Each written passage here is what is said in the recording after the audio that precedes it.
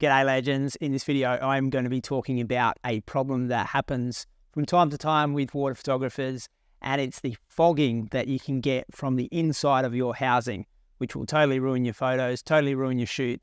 So you need to know a few things. There's a couple of reasons why your water housing might get fogging. First one is a sudden temperature change. So I got this when I was on a boat trip in the Maldives for the first time. And inside the boat, it was all nice and air conditioning, and that's where I had all my gear.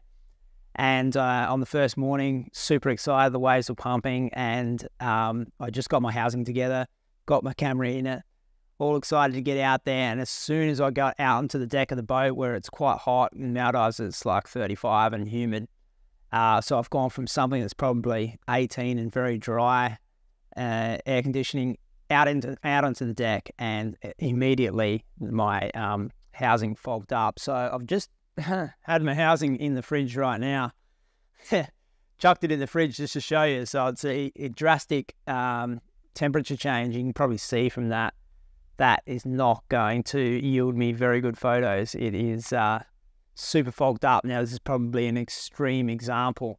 What motivated me to do this video is a lad sent in some pictures, and he's actually in Sri Lanka at the moment. And I just put those pictures up for you now that he sent through. And it's normally just a little bit of spotting of the fog, and that is more than enough to ruin the photos. Nothing you can do to the outside. You can rub off. There is some condensation that is on the outside, so you can make it slightly better by rubbing it with a cloth, but there's always going to be that stuff caught on the inside. And the only way to do that is to get your camera adjusted. So in the Maldives, as soon as that happened to me, I had to undo the housing and get the temperature back down to what it is on the outside. And for the rest of the trip, I would keep my housing and my camera equipment outside of the air conditioning area. So I was undercover, but it was where the crew sort of hung out. They didn't have air conditioning there, but I just put my camera bag and all my housing stuff with them. And so when I got it changed, it was used to the temperature, which was, above 30, and that worked fine. So sudden temperature changes will create fogging. It's the other way as well. If you're in a super cold environment and you are in a heated room, and then you go outside and you're shooting in Iceland or something like that, I would imagine the reverse would happen. Haven't personally done that because I haven't shot in those super duper cold environments, but any temperature change will create that fogging. So make sure that you get your camera and your housing, because if your camera is cold as well, it will. If your housing is just outside getting used to either the warm or the cold environment, that's a good start. But your camera also has to be not super cold or super hot. So that is the one thing that you're going to have to avoid. You're just going to have to keep it out. So the other thing that can also create fogging is if you've just done a session. This has happened to me before as well. I've just been out for a session, shot for a while, I've come back in and I've changed lenses or something like that.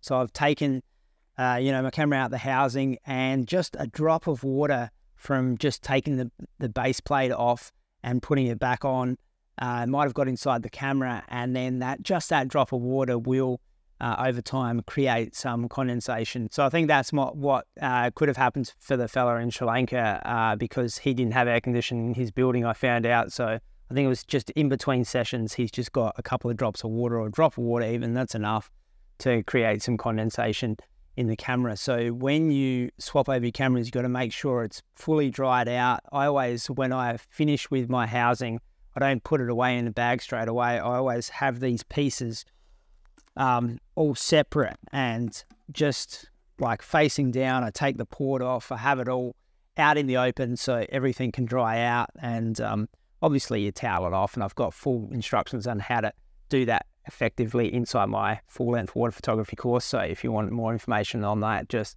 direct message me, or I'll have the links below this video.